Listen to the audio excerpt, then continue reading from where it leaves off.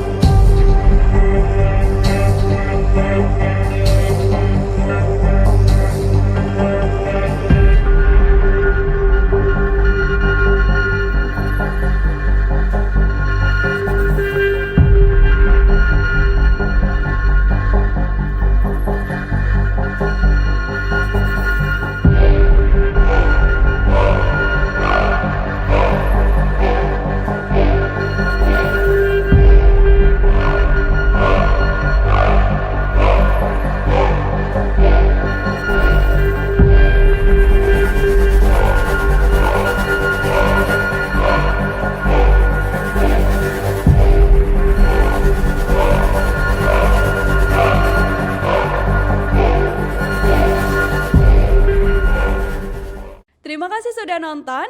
Jangan lupa like, subscribe, dan share ya.